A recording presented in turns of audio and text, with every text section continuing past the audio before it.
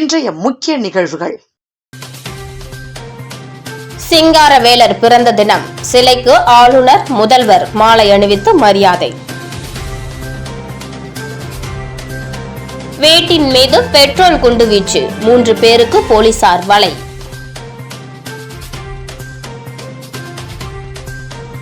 ஊதிய உயர்வு கேட்டு தூய்மை பணியாளர்கள் வேலை நிறுத்தம். கோட்டக்குப்பம் பகுதியில் தேங்கும் குப்பைகளால் சுகாதார சீர்கேடு.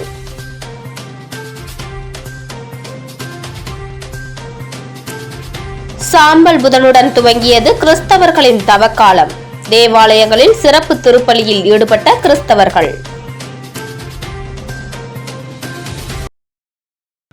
கோட்டக்குப்பம் நகராட்சியில் தூய்மை பணியாளர்கள் சம்பளத்தை உயர்த்தி வழங்க வேண்டும் உள்ளிட்ட பல்வேறு கோரிக்கைகளை வலியுறுத்தி 3வது நாளாக வேலைநிறுத்த போராட்டத்தில் ஈடுபட்டுள்ளதால் நகராட்சி பகுதிகளில் சுகாதார சீர்கேடு ஏற்படும் அபாயம் உருவாகியுள்ளது.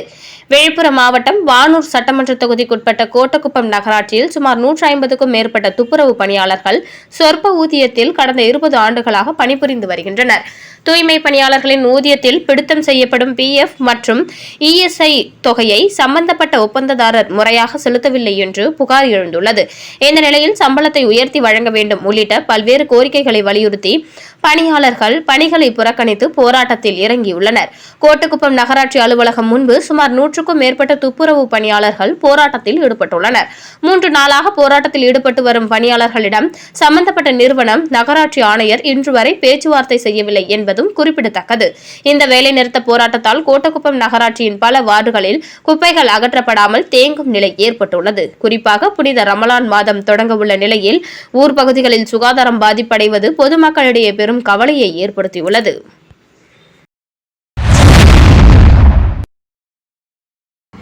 கிறிஸ்தவர்களின் சாம்பல் புதன் தினத்தை முன்னிட்டு புதுச்சேரியில் 40 நாட்கள் தவக்காலம் இன்று துவங்கியது. இதனையொட்டி புதுச்சேரியில் உள்ள பல்வேறு தேவாலயங்களில் சிறப்பு திருப்பலிகள் நடைபெற்றது. இயேசு சிலுவையில் அறையப்படுவதற்கு முன்பு 40 நாட்கள் தவம் இருந்தார். அவ்வாறு இயேசு தவக்காலம் தொடங்கியதை சாம்பல் புதன் என்று அழைக்கப்படுகிறது. இந்த ஆண்டிற்கான சாம்பல் புதன் இன்று துவங்கியது. இதனையொட்டி புதுச்சேரி ரெட்டியார்பாளையம் பகுதியில் உள்ள புனித ஜெயராக்கினி அன்னை ஆலயத்தில் சிறப்பு திருப்பலி நடைபெற்றது. இதனைத் தொடர்ந்து பக்தர்களுக்கு சாம்பல் பூசும் நிகழ்வுகள் நடைபெற்றது. தவக்காலம் இன்று துவங்கி 40 நாட்களுக்கு கிறிஸ்தவர்கள் நோன்பு இருப்பார்கள். இந்த நாட்களை இறை ஆர்வலர்கள் புனித நாட்களாக கருதுவர். தவக்காலத்தின் இறுதி வாரம் வரும் ஏப்ரல் மாதம் முதல் துவங்குகிறது. அப்போது சிலுவை பாதை எனப்படும் சிறப்பு வழிபாடுகள் நடைபெறும்.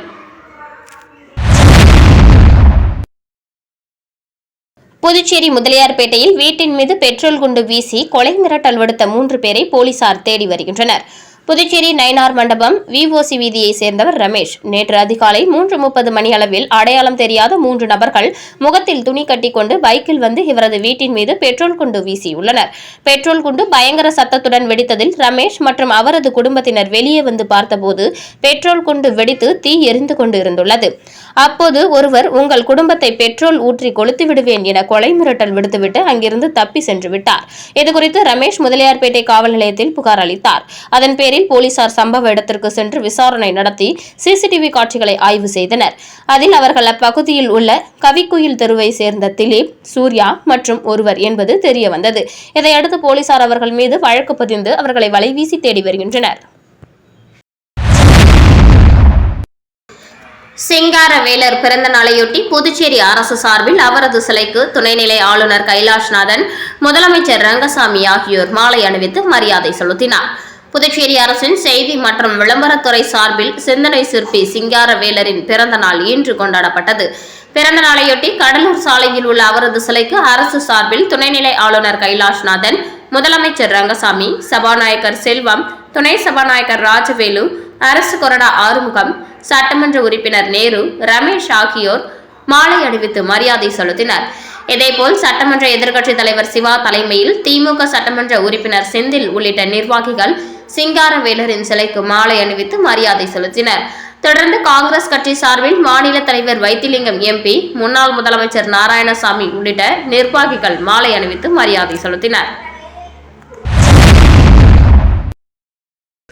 காரைக்காலில் மத்திய அரசின் கல்வி நிறுவனமான தேசிய தொழில்நுட்ப கழகத்தின் 12வது பட்டமளிப்பு விழா வரும் 19ஆம் தேதி நடைபெறுகிறது. இதுகுறித்து தேசிய தொழில்நுட்ப கழக இயக்குநர் மகரந்த் மாதவ் காங்க்ரேகர் இன்று செய்தியாளர்களிடம் கூறியதாவது, வரும் 19ஆம் தேதி 12வது பட்டமளிப்பு விழா நடைபெற உள்ளது. இதில் முதலமைச்சர் ரங்கசாமி, அமைச்சர்கள் கலந்து கொண்டு சிறப்பிக்க உள்ளனர். தொழில்நுட்பம் மற்றும் அறிவியல் துறைகளை சார்ந்த 225 இளங்கலை மாணவர்களும் 33 முதுகலை மாணவர்களும் மற்றும் 30 ஆராய்ச்சி மாணவர்களும் பட்டங்களை பெற உள்ளனர். இந்த கல்வியாண்டை பொறுத்தவரை மத்திய கல்வி அமைச்சகத்தின் ஓர் அங்கமான தேசிய தொழில்நுட்ப கழக நிறுவன தரவரிசை கட்டமைப்பு சார்பில் வெளியிடப்படும் தரவரிசை பட்டியலில் தேசிய தொழில்நுட்ப கழகம் புதுச்சேரியானது நாடு முழுவதும் உள்ள தொழில்நுட்ப நிறுவனங்களில் பொறியியல் பிரிவில் 99வது இடத்தை பெற்றுள்ளது. NIT புதுச்சேரி வளாகத்தில் கேந்திரிய வித்யாலயா பள்ளி நிறுவுவதற்கு மத்திய அரசின் அனுமதிக்கு காத்திருப்பதாகவும், விரைவில் கோஸ்டல் என்ஜினியரிங், ஆர்க்கிடெக்சர் உட்பட பல்வேறு புதிய பாடப்பிரிவுகள் கொண்டு வருவதற்காக மத்திய அரசின் ஒப்புதலுக்கு காத்திருப்பதாகவும், அடுத்த கல்வியாண்டு 2027-28 தொடங்கப்படும் என்றார். NIT புதுச்சேரி கல்வி நிறுவனத்தில் ஒருங்கிணைந்த இளங்கலை அறிவியல் மற்றும் கல்வியியல் 4 ஆண்டு பாடப்பிரிவுகள் துவங்கியுள்ள நிலையில் இந்த பாடப்பிரிவில் பயிலும் மாணவர்கள் தேசிய திறனாய்வு நிறுவன தேர்வில் வெற்றி பெற்றால் மேல்நிலை கல்வி ஆசிரியர்களாக பணியாற்ற முடியும் என தெரிவித்தார். NIT புதுச்சேரி வளாகத்தில் முதல் கட்ட கட்டுமானங்கள் அடுத்த மாதம் இறுதியில் முடியும் என எதிர்பார்க்கப்படுவதாகவும், 2வது கட்ட கட்டுமான திட்டங்களில் இளங்கலை மாணவர்களுக்கான விடுதி கட்டிடங்கள், முதுகலை மாணவர்களுக்கான விடுதி கட்டிடங்கள், சமுதாய கூடம் போன்றவை இடம்பெறும் என்றார். சிந்தனை சிற்பி சிங்காரவேலர் பிறந்தநாளை முன்னிட்டு புதுச்சேரி கடலூர் சாலையில் உள்ள அவரது திருவுருவ சிலைக்கு லட்சிய ஜனநாயக கட்சியின் நிறுவன தலைவர் ஜோஸ் சார்லஸ் மார்டின் மாலை அணிவித்து மலர் தூவி மரியாதை செலுத்தினார். தொடர்ந்து லட்சிய ஜனநாயக கட்சி நிர்வாகிகள் சிங்காரவேலர் சிலைக்கு மாலை அணிவித்து மலர் தூவி மரியாதை செலுத்தினர். புதுச்சேரி முதலியார்பேட்டையில் பாட்டாளி மக்கள் கட்சியின் கிழக்கு மண்டல தலைமை அலுவலகத்தை மண்டல அமைப்பாளர் கோபாலகிருஷ்ணன் திறந்து வைத்து இனிப்புகள் வழங்கினார். புதுச்சேரி முதலியார்பேட்டையில் பாட்டாளி மக்கள் கட்சியின் கிழக்கு மண்டல தலைமை அலுவலக திறப்பு விழா இன்று நடைபெற்றது. கிழக்கு மண்டல மாநில அமைப்பாளர் கோபி என்கிற கோபாலகிருஷ்ணன் தலைமையில் மாநில துணைத் தலைவர் சத்யா முன்னிலையில் திறக்கப்பட்டது. அதனைத் தொடர்ந்து கட்சி கொடி ஏற்றி பொதுமக்களுக்கு இனிப்புகள் வழங்கப்பட்டது. இந்த நிகழ்ச்சியில் மாநில இளைஞர் அணி தலைவர் சேகர், கிழக்கு மண்டல துணை அமைப்பாளர் பாண்டிராஜ், முருகன், சரவணன், ராஜாராம், ஜானகிராமன் உட்பட நிர்வாகிகள் திரளாக கலந்து கொண்டனர். இதனைத் தொடர்ந்து நடைபெற்ற கூட்டத்தில் சட்டமன்ற தேர்தலில் கூட்டணியில் 2 சீட்டுகளை பெற தலைமையை வலியுறுத்துவது, கூட்டணி கட்சிகளை வெற்றி பெற செய்வது, புதுச்சேரியில் பாட்டாளி மக்கள் கட்சியின் வளர்ச்சிக்கு பாடுபடுவது உள்ளிட்ட பல்வேறு தீர்மானங்கள் நிறைவேற்றப்பட்டது. அறிவியல், தொழில்நுட்பம் மற்றும் சுற்றுச்சூழல் துறை சார்பாக மரம் நடும் நிகழ்ச்சி எதிர்க்கட்சித் தலைவர் சிவா துவக்கி வைத்தார். புதுச்சேரி அரசு அறிவியல், தொழில்நுட்பம் மற்றும் சுற்றுச்சூழல் துறை சார்பாக மரம் நடும் நிகழ்ச்சி வில்லியனூர் தொகுதி ஒதியம்பட்டு காசி விஸ்வநாதர் கோவிலுக்கு சொந்தமான இடத்தில் நடைபெற்றது. இந்த மரம் நடும் நிகழ்ச்சியில் வில்லியனூர் சட்டமன்ற உறுப்பினரும் மாநில எதிர்க்கட்சித் தலைவருமான சிவா தலைமை தாங்கி நிகழ்ச்சியை துவக்கி வைத்தார். புதுச்சேரி மாசு கட்டுப்பாட்டு குழு உறுப்பினர் செயலர் டாக்டர் ரமேஷ், கோவிலில் நிர்வாகிகள் குலசேகரன், வெங்கடேஸ்வரன், ஊர் முக்கியஸ்தர்கள் திருவேங்கடம், ஹரிகிருஷ்ணன், மாரிமுத்து, சேகர், களியபெருமாள், சொக்கலிங்கம், கோவிந்தன், சந்தோஷ், நாகமுத்து ஆகியோர் கலந்து கொண்டனர். இந்த நிகழ்ச்சியில் நடப்பட்ட அனைத்து மரங்களும் GEO டேக் முறையில் பதிவு செய்யப்பட்டு அவற்றின் வளர்ச்சி தொடர்ந்து கண்காணிக்கப்படும். இந்த நிகழ்ச்சிக்கான ஏற்பாடுகளை புதுச்சேரி மாசு கட்டுப்பாட்டு குழு திட்ட அலுவலர்கள் இளங்கோ, சாந்தலட்சுமி மற்றும் சீனிவாசன் ஆகியோர் ஒருங்கிணைத்தனர். மங்கலம் பகுதியை சுற்றியுள்ள அரசு பள்ளிகள் மற்றும் அரசு உதவி பெறும் பள்ளிகளில் இருந்து 10ஆம் வகுப்பு மற்றும் 12ஆம் வகுப்பு பொதுத் தேர்வு எழுதவுள்ள மாணவர்களுக்கு காமாட்சி அம்மாள் அறக்கட்டளை சார்பாக கல்வி உபகரணங்கள் வழங்கப்பட்டது. புதுச்சேரி மாநிலம் மங்களம் பகுதியை சுற்றியுள்ள அரசு பள்ளிகள் மற்றும் அரசு உதவி பெறும் பள்ளிகளில் இருந்து 10ஆம் வகுப்பு மற்றும் 12ஆம் வகுப்பு பொதுத் தேர்வு எழுதவுள்ள மாணவ செல்வங்களுக்கு காமாட்சி அம்மாள் அறக்கட்டளை சார்பாக அந்த அறக்கட்டளையின் நிறுவனர் ரவிக்குமார் தேர்வினை எதிர்கொள்ள தேவையான அனைத்து எழுதுபொருட்கள் உபகரணங்களையும் பரிசாக வழங்கி மாணவர்களுக்கு கல்வி முக்கியத்துவத்தை பற்றியும் தேர்வில் வெற்றி பெற்று நல்ல நிலையை அடைய வேண்டும் என்று வாழ்த்துக்களை கூறினார். உடன் பாலமுருகன் மற்றும் பாலகிருஷ்ணன் ஆகியோர் மாணவர்களை வாழ்த்தி பேசினர். இதில் கண்ணகி அரசு பெண்கள் மேல்நிலைப்பள்ளி, விவேகானந்தா அரசு ஆண்கள் மேல்நிலைப்பள்ளி, கணுவாப்பேட்டை அரசு உயர்நிலைப்பள்ளி, உருவையாறு அரசு உயர்நிலைப்பள்ளி, மங்களம் அரசு உயர்நிலைப்பள்ளி, அரியூர் அரசு உயர்நிலைப்பள்ளி, கணுவாப்பேட்டை புனித லூர்து அன்னை ஆண்கள் உயர்நிலைப்பள்ளி, கணுவாப்பேட்டை புனித லூர்து அன்னை பெண்கள் உயர்நிலைப்பள்ளி ஆகிய 8 பள்ளியில் பயிலும் 10ஆம் வகுப்பு மற்றும் 12ஆம் வகுப்பு மாணவ மாணவிகள் மொத்தம் 650 பேருக்கு தேர்வுக்கு தேவையான அனைத்து எழுது பொருட்களும் வழங்கப்பட்டது. இவ்விழாவிற்கு பாலமுருகன் மற்றும் பாலகிருஷ்ணன் ஆகியோர் சிறப்பு விருந்தினர்களாக கலந்து கொண்டனர்.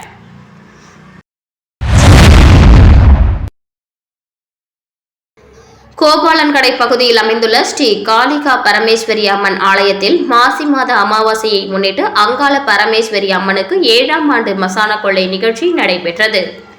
புதுச்சேரி மாநிலம் கோபாலன்கடை பகுதியில் அருள் பாலித்துக் கொண்டிருக்கும் ஸ்ரீ காளிகா பரமேஸ்வரி அம்மன் ஆலயத்தில் மகா சிவராத்திரி பூஜை நடைபெற்றது.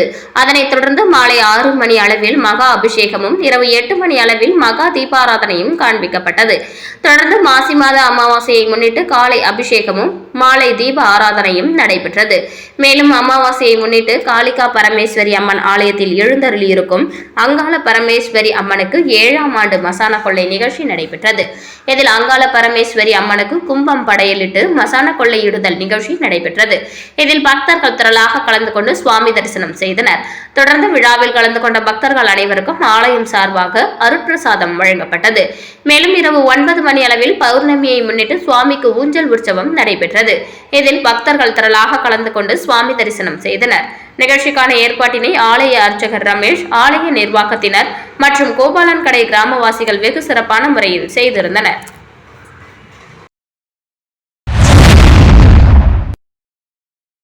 சிந்தனை சிற்பி சிங்காரவேலர் பிறந்தநாளை முன்னிட்டு அமைச்சர், மாவட்ட ஆட்சியர் மற்றும் மீனவ பஞ்சாயத்துதாரர்கள் சிங்காரவேலரின் திருவுருவ சிலைக்கு மாலை அணிவித்து மரியாதை செலுத்தினர். காரைக்காலில் சிந்தனை சிற்பி சிங்காரவேலரின் 167வது பிறந்தநாளை முன்னிட்டு காரைக்கால் கடற்கரை சாலையில் அமைந்துள்ள சிங்காரவேலர் திருவுருவ சிலைக்கு அமைச்சர் திருமுருகன் மற்றும் காரைக்கால் மாவட்ட ஆட்சியர் இஷிதா ரதி, துணை ஆட்சியர் மற்றும் அரசு அதிகாரிகள் மாலை அணிவித்து மரியாதை செலுத்தினர். முன்னதாக காரைக்கால் மாவட்டத்தில் உள்ள 11 மீனவ கிராமங்களைச் சேர்ந்த மீனவ பிரதிநிதிகள் மற்றும் மீனவர்கள் சிங்காரவேலர் சிலைக்கு மாலை அணிவித்தும் மலர் தூவியும் மரியாதை செலுத்தினர். பின் அனைவருக்கும் இனிப்புகள் வழங்கி சிந்தனை சிற்பி சிங்காரவேலர் பிறந்த நாளை கொண்டாடினர். இதனைத் தொடர்ந்து காங்கிரஸ் கட்சி மாவட்ட தலைவர் சந்திரமோகன் மற்றும் காரைக்கால் மாநில திமுக விவசாய அணி அமைப்பாளரும் வடக்கு தொகுதி ஒருங்கிணைப்பாளர் பிரபு என்கிற பிருத்திவிராஜ், கட்சி தொண்டர்கள், மேலும் லட்சிய ஜனநாயக கட்சியினர் உள்ளிட்ட பல்வேறு கட்சிகள் சார்பில் மாலை அணிவித்து மரியாதை செலுத்தப்பட்டது. தொடர்ந்து சிங்காரவேலர் பிறந்த தினத்தை அரசு விழாவாக கொண்டாட வேண்டும் என தமிழகம் மற்றும் புதுவை அரசுக்கு கோரிக்கை விடுத்தனர். தற்போது இலங்கையில் கைது செய்யப்பட்டுள்ள காரைக்கால் 25 மீனவர்கள் விரைவில் விடுவிக்க வேண்டும் என மற்றும் காரைக்கால் மீனவர்களின் படகுகளை அரசு மீட்டு தர வேண்டும் எனவும் கோரிக்கை விடுத்துள்ளனர். ஒதியம்பட்டு ஸ்ரீ சத்குரு மகான் வண்ணார பரதேஸ்வரர் சித்தர் ஆலயத்தில் மகா சிவராத்திரி 4 கால பூஜை சிறப்பாக நடைபெற்றது. புதுச்சேரி மாநிலம் முருங்கப்பாக்கத்திலிருந்து வில்லியனூர் போகும் வழியில் அமைந்துள்ள மிகவும் பழமை வாய்ந்த ஸ்ரீ சத்குரு மகான் வண்ணார பரதேஸ்வரர் சித்தர் ஆலயத்தில் மகா சிவராத்திரி 4 கால பூஜையை முன்னிட்டு மஞ்சள் பொடி, அபிஷேக பொடி, அரிசி மாவு, பால், தயிர், இளநீர், சந்தனம் போன்ற பல்வேறு திரவியங்கள் மற்றும் கலச அபிஷேகம் செய்யப்பட்டு ஒவ்வொரு காலமும் சிறப்பு அலங்காரத்தில் மூலவருக்கு மகா தீபாராதனை நடைபெற்றது. இதில் சுற்றுவட்டார பகுதிகளிலிருந்து திரளான பக்தர்கள் கலந்து கொண்டு சுவாமி தரிசனம் செய்தனர். தொடர்ந்து விழாவில் கலந்து கொண்ட பக்தர்கள் அனைவருக்கும் அன்னதானம் வழங்கப்பட்டது. பூஜைக்கான ஏற்பாட்டினை ஆலய நிர்வாக அதிகாரி பர்குடம் மற்றும் ஆலய அர்ச்சகர் முத்து சிறப்பாக செய்திருந்தனர்.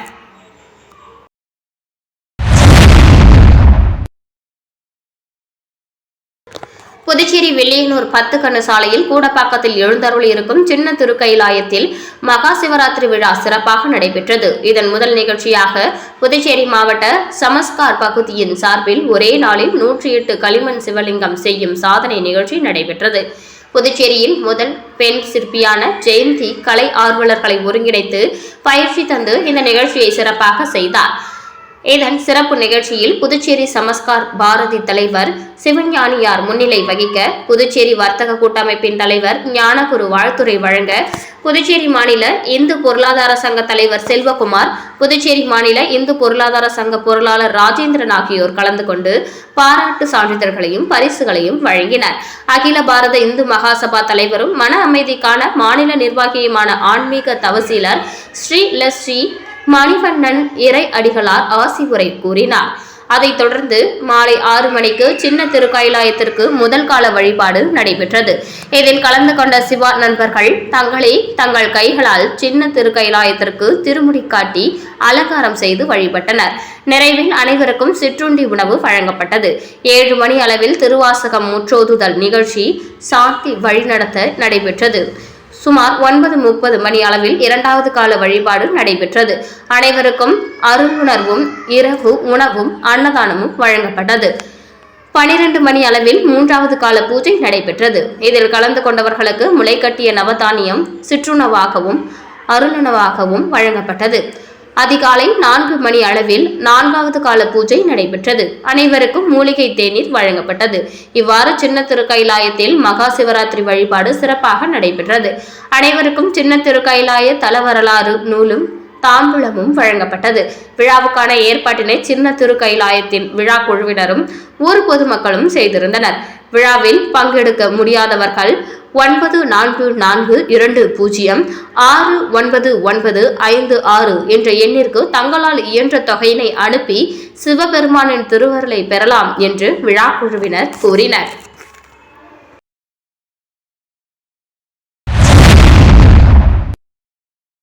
புதுச்சேரியில் பயணிகளை விரைவாகவும் சுலபமாகவும் இலக்கை அடைய செய்யும் நோக்கில் உருவாக்கப்பட்ட யூனியன் டாக்ஸி மொபைல் செயலியை லட்சிய ஜனநாயக கட்சியின் தலைவர் ஜோஸ் சார்லஸ் மார்டின் வெளியிட்டார்.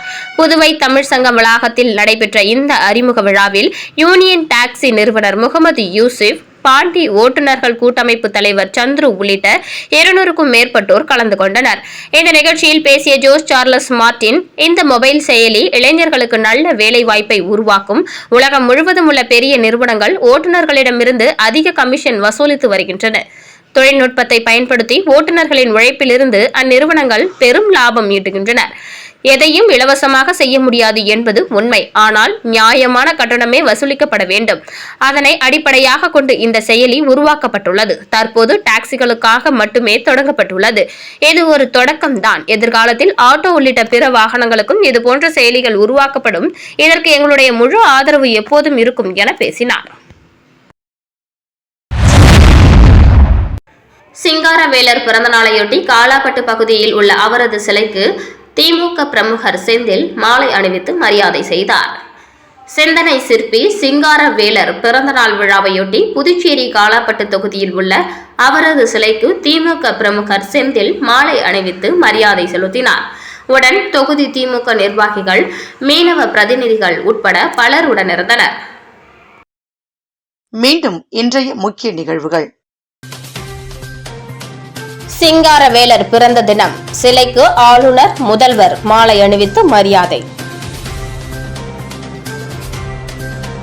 வீட்டின் மீது பெட்ரோல் குண்டுவீச்சு, 3 பேருக்கு போலீசார் வலை.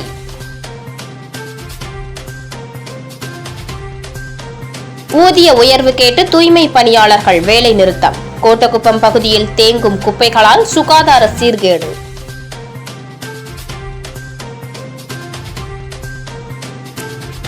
சாம்பல் புதனுடன் துவங்கியது கிறிஸ்தவர்களின் தவக்காலம்.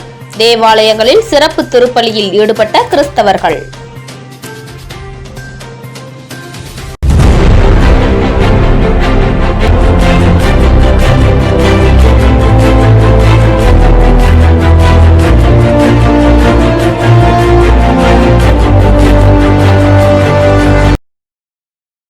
செய்திகளை உடனுக்குடன் தெரிந்து கொள்ள மெட்ரோ யூடியூப் சேனலை சப்ஸ்கிரைப் செய்யவும்.